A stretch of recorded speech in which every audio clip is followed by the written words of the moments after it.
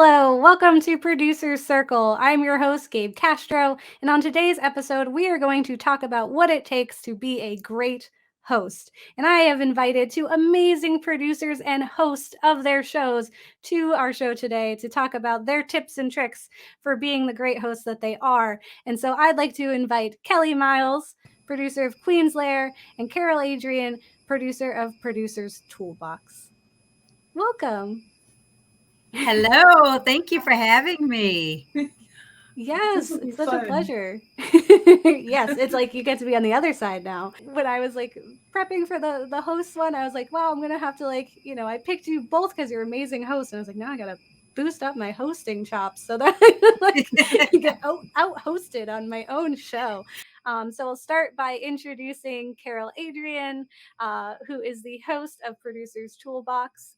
Carole is the host and producer of Producers Toolbox, which is produced by MLTV Mainline Network and also airs on PhillyCam. She previously hosted student docs about student main documentaries, and she has written and is producing an original 4-part documentary series called Civil War Medicine. And her book, Healing a Divided Nation: How the American Civil War Revolutionized Western Medicine, will be published in August 2022, which I know is a very big exciting thing for you. So thank you for coming to the show, making time with all of those things that you're juggling. Both of you are like how do you have the time to do all these things? But my other guest that's here today is Kellie Miles, who is the CEO, founder, host, co-author. She is a native of Philadelphia, a proud wife, mother of a blended family of 4 children, and a fur baby named Onyx. Her passions are the arts, leadership development, building and maintaining relationships, challenging thought processes to encourage mindset changes, and helping women to see their value from God's perspective.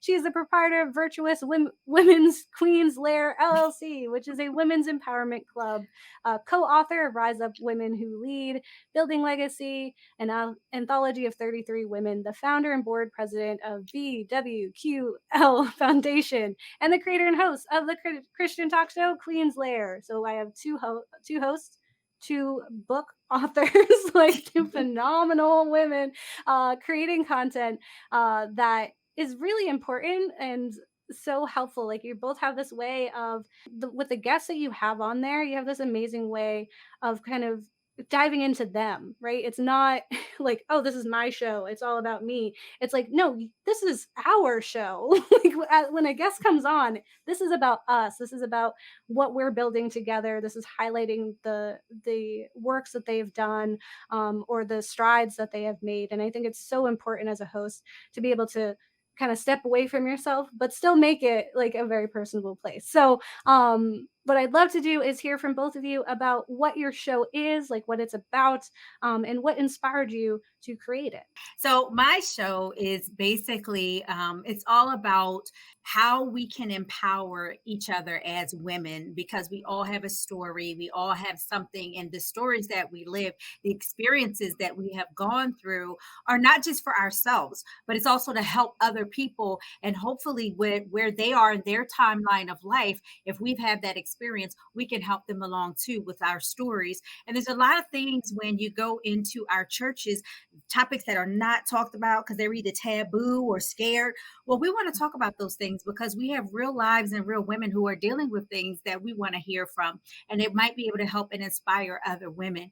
And I've been through so many things, and because of that, I've dealt with the low self-esteem, the low self, worth, and all of those things, as a lot of us women go through when we're younger. And so I said, well, now that I've come out of that, how can I help other young people to see how to get out of that as well, and how to love themselves, and how I found it. And for me, it was through the biblical experience in having a relationship with God. And even though everybody might not feel the same way, we're all women and we all have some of the same experiences. So why not come together and empower each other and talk about topics that are relevant to women?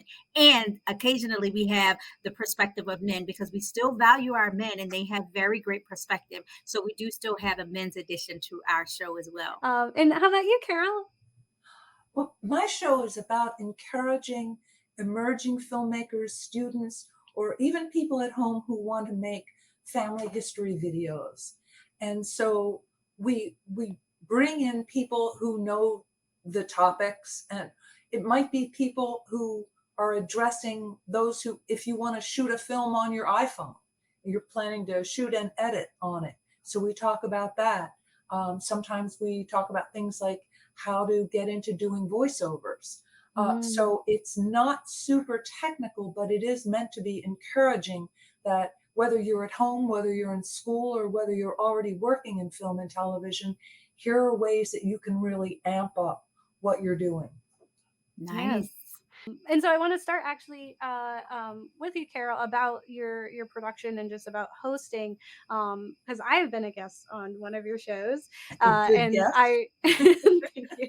And I just remember like the work and the effort that went in just even before I got in to the production, right? There was so much information. Like I felt like I had everything I needed to know before I even came in to be a part of the production. And so I wanted to just ask you, what are some of the things that you do to prepare your guest before they ever get into a studio?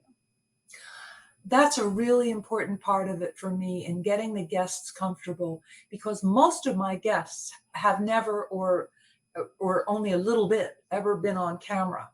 So what I like to do is I do 2 short pre-pro kinds of things. I like to talk to them first. We usually have about a 20-minute conversation. One of the questions I like to ask is, what do you want to talk about? Because sometimes there's something that they want to bring to the table that I may not get to mention. So I make notes about that, and then I make a list of possible questions that I might bring to them when we're taping. One question I like to ask people who've just made their first video, I like to find out how it changed them. It's a long and complicated process doing that and working with the other people. But I draw from what they're interested in talking about. And then a couple days, 1 or 2 days before we tape, I email them a list of possible questions, and I let them know we might not be all of these questions, but just so you get a good idea. And so they're not thrown when they're on camera. So I find that really, especially with people who are inexperienced at being on camera, it takes a lot of the guesswork out of it, knowing what I'm going to ask. I do admire those interviewers who do those, extracting surprise information kind of 60 minutes thing. But this particular thing does not lend itself to that. I like them to be comfortable and to know that they're really going to be able to talk about something that deals with where their heart is. So I try to prepare them as best I can. And I must say, we get a pretty good response from people, and they're a lot more comfortable coming in, knowing what we're going to talk about. Yeah, it's super helpful to have like prepared questions, right? And because you're not like trying to get like, you're not doing a gotcha moment. Like we're not Exactly. one of those like shady That shows would be where it's like, fun. tell us about the divorce. Like that's not happening. But it also helps because like you said, not everyone is used to being on camera. And if like it's helpful for me on this show because like you all are very used to being on camera. So I'm not as like stressed about you all knowing what you're doing. But sometimes I guess like as soon as they see the record is on, they're just like, I've forgotten every thought I've ever had. I don't remember Yeah. what I've ever done. Who am I? Why am I here? And so if they already have that prepped, right? It's not a surprise. It doesn't throw them for a loop, and they can kind of find their way back to just being like in a conversation with their fellow guests and with you instead of being like, what are words? How do I do that? And I want to go over to Kellie because you started your productions. It took a long time, really, like figuring out like what is Queen's Lair? How are we going to make this a reality? And you had actually worked in the studio, and things were like you worked so hard on your set, and it was just like this beautiful vibe and everything that was happening. And then the pandemic happened, and we had to scale that back. And so I wanted to ask you, just like, what are some of the changes that you've experienced as a host and a producer going from like a show that was in the studio to now like a virtual production, and like how do you manage that? It definitely was a challenge initially because, going from the studio where you can actually set the environment and the atmosphere. And, I commend you, Carole, because I do the same thing as far as preparation. And we used to actually have our pre-production meetings right there in the studio. And I would print out my packets individually labeled for each guest that was going to be there. And I would hand it out, and all of those things that you have listed. I have a whole agenda in there, and we would sit down at the round table, so to speak, and we would go through the packet, and we would run through so that they would have the expectations and know what they're going to expect, know how long you're going to be in this meeting, in addition to how fast. We used to do exercises to say, hey, this is a 30-minute show. It goes really quickly. So let's practice. Here's a question. Now, you got 1 minute to answer it. And then I would push the start button, and it would start going, and then they would get tripped up. Because I didn't, and it was a good exercise because it allowed them to see in a comfortable area, in a comfortable environment where there's no pressure because there is no camera, what the expectations are. And so that way you don't have to stress as much when you get there, because now you have something to practice. Mm-hmm. And we had such a great environment because we were able to meet each other face to face. We were able to talk and, encounter one another, engage with one another. All of the guests were able to sit down and spin off of each other and bounce ideas off of each other. And then when everything got shut down, it was like, okay, now we have to use this computer, and I have to try to connect with people online. Like, how is this even going to work? And it took a while because I didn't know how to make that transition online. I didn't have the equipment. I didn't have StreamYard. I didn't have, the expertise to do it online. So I had to really learn over the course of a couple of months. We played a bunch of replays for a while. We had to do a couple of It happens. for a while until we got together. But I think the key part that I took away is making sure that our guests are informed about what the topic is that we're discussing, understanding where they are and what their position is on that specific topic, and having them, like Carole said, to input what they feel is important to discuss within the conversation, meeting with them one-on-one first on the call, and then bringing them all together on a Zoom call so that we can meet everybody who you're going to be discussing with. Because if you have multiple guests, they might have differences of opinions, and you don't want to have them on there clashing on the show. So we hash all of that out at the pre-production. And I think knowing those key elements was able to transition a little bit better on doing it virtual now, where we still come together and it's just a different environment. We still talk, we still meet and have the pre-production meeting, and we still tell them what the expectations are as far as the show, what the questions are, and so that they're prepared. So it was a hard transition initially, but I think we gotten a good hang of it now, where we're still able to kind of mimic what we did in person. It's just not as personal because it's virtual. Yeah. So your pre-production meeting is all of the guests that you're going to have? You're all together? Yes, I do individuals first. When I first reach out to say, hey, you said you were interested in being on the show, I will do like an individual talk to them to find out, make sure they're not, mad at the world and want to blow up cats or something. So I kind of screen out those, individuals or whatever. And then after I do that, then yes, we'll have like a pre-production, virtual pre-production on Zoom, and we'll meet each other so that we can all talk and have an idea what we're going to talk about. And then we still have the questions, but we spin off a little bit. Like if someone says something and I'll say, oh, well, how did that happen? Or, we'll kind of go through conversation that way too. That's a great idea. You're like, I'm taking notes. We're learning on this show. Yeah. And it's super important to have those pre-meetings, right? Like, especially if you aren't super familiar with that guest yet. Yeah. Because that also helps with the stage fright that your guests might have, right? Because if they forget, like, even if they know the questions, they prepped them, but they're like, yeah.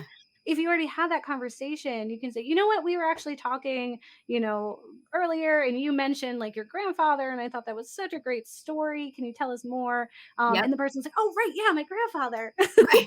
let me tell you about that. Right, I'm a person and I can speak. And so I wanted to kind of ask, because there's so many things that we can't control when it comes to virtual productions, especially it just in that, like, we're not in a studio, like you said, Kelly. We don't get to choose the vibe, like the lighting, or what is going on. There's so many variables that are out of our control. Like, are you gonna have a dog barking, or are you like a mother and your kids are like wanting your Right. attention? That's just gonna happen, right? And so I wanted to ask, like, for both of you, how do you keep your cool, right? Like, how do you make it so that, like, if things are kind of going a little crazy, if there's technical difficulties, if there's different ways that maybe you aren't like, maybe your guest is having some kind of issue that you didn't know before, or what have you, uh, how do you kind of overcome those challenges, like, in the moment when you're, like, on set, not just like before? We've done all we could before, but now what? I think that, part of it is allowing people to know that you are not perfect. We're humans. Technology is not perfect. And if we allow our guests to know that and to understand that, then I think it makes it just a little bit comfortable, because then you're not sitting there like this trying to make sure that everything works out right. If you stumble over your words, I even tell them, if we do a recording where I'm going to edit it, stop and then Hmm. start all the way over, so that way we can just know to cut that particular part out Yeah. and maybe add a transition.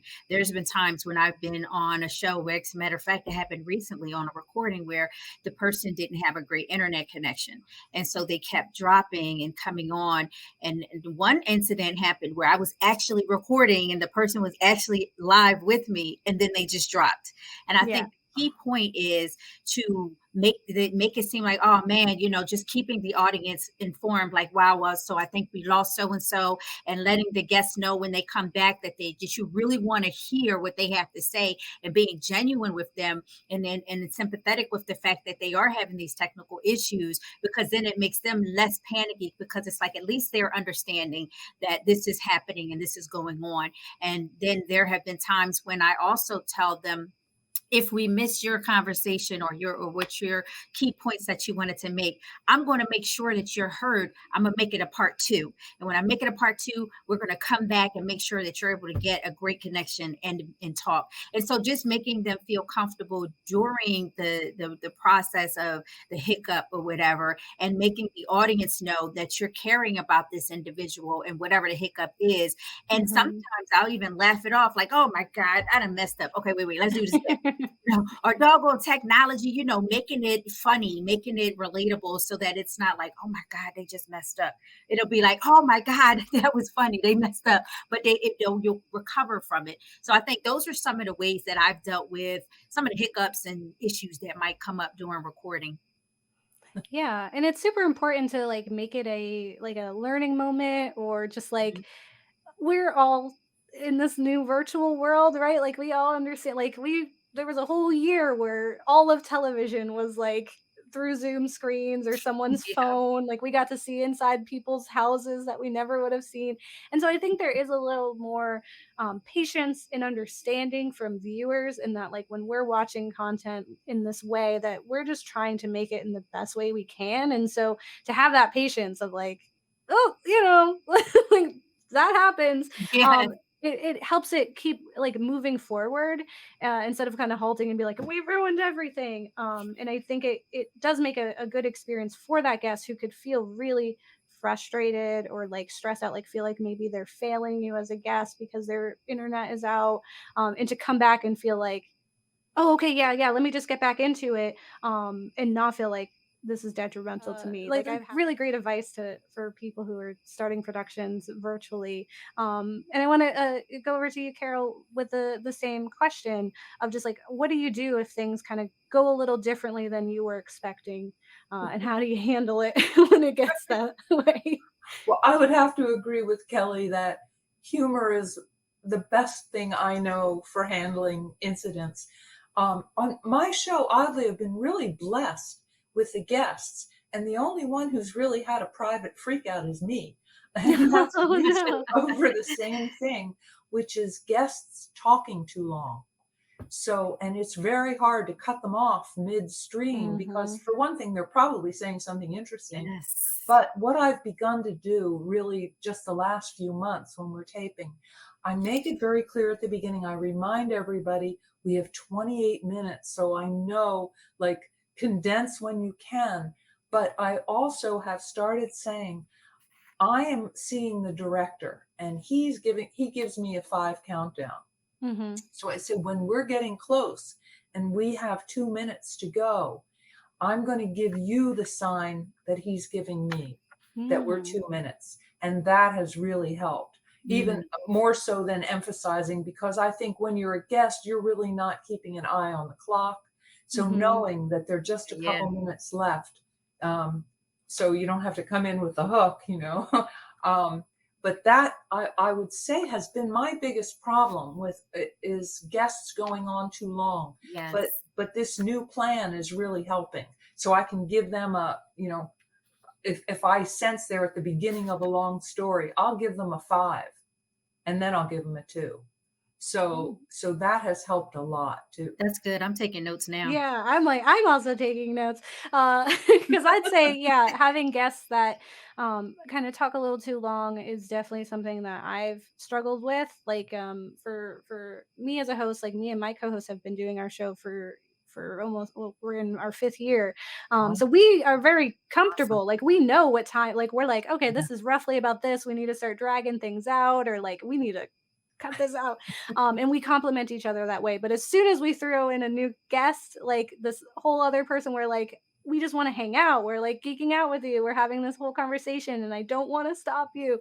You can see other like producer circles episodes that have had to be cut because I'm just like, no, tell me more. I want to learn so much about what you're doing.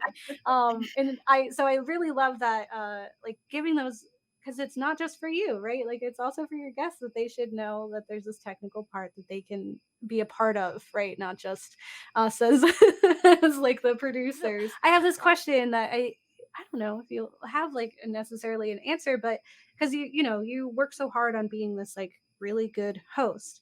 But what, in your opinion, makes a really good guest? Like if I like, what would you tell someone who's like gonna be a guest on a show that you feel like makes your life easier as a host and producer? Passion. Bringing out what it is that they love about the film they're working on or something they completed. I mean, if you can really bring out the heart, if you've made them comfortable enough that they really bless you with sharing that, to me, that's the best. And so I definitely would agree with the passion 100%. And that's something I think if you're passionate, when you join the show, you got to be passionate about what your topic is and what you're talking about so that you can bring your passion and your opinions. And also, I was going to say, just consideration and that, being conscious of the time. And when we do have those discussions at the beginning, to just be conscious of that when you're speaking so that you don't speak a little bit too long and then we find ourselves in a position where we're trying to rush to have to cut it off and everything. But I think that passion and consideration would be the 2 that I would pick. Yeah. And I think a part of like consideration that comes into that too is like if you are on a show that has more than one guest, like you're not the only Yes. person, like being conscious of the other person, making sure you're giving them space to speak too. Because I've been a part of shows where I'm just like, oh wait, pick me. And not all of us are as even as extroverted as I am, who I'm just like, I'm gonna say something now. Not everyone is like that. So I think even just as a host to be able to be like, I'm gonna let them talk. And I think that's a good thing too, because I find that, since you mentioned that, a lot of times that I really do have to navigate the conversation because I pay attention to that because my show typically has more than one guest. And so when I see that, I'll pay attention to the personality types. I'll pay attention to who spoke and who didn't. And so when I'm talking and, I'll try to make sure that at some point, if I realize that this person over here didn't get a chance to say something, then the next next question, I'll direct it to that person. And then when they say, their piece, then I'll pay attention to see, okay, well, who had a lot to say and who didn't. So as the host, I try to pay attention to that as well, so that I can make sure to navigate the conversation and keep the flow going, in addition to staying on topic with what we're discussing for that time, for that day. Yes. That's And really good, Kelly. And I think too, sometimes to combine that, if we're getting close and I know that we have maybe 6 or 7 minutes and somebody hasn't spoken yet, sometimes I have 2 or 3 guests. And so if you say, wow, well, we've got 6 minutes left, and Pat, we haven't heard from you. What's your Yeah. take on it? mhm. Yeah. Hmm. Yeah, that's so and it yeah, just putting it into that context, into that frame of like we are on TV, like, and it also like is in a way kind of telling the other people like you've had your time, it's now somebody else's chance. Hmm. Which is just like without saying it, without being like, shut up. You're just like, now it's someone else. Give them that space. Yeah. That's so helpful. And it's such a wonderful idea to and like that's a part of being the host too, is like you're really controlling what people are doing, like keeping them on topic, which is a big challenge too, because people like I know I do. I'm like tangents, here I come. So that's I love that you brought that up, Kelly.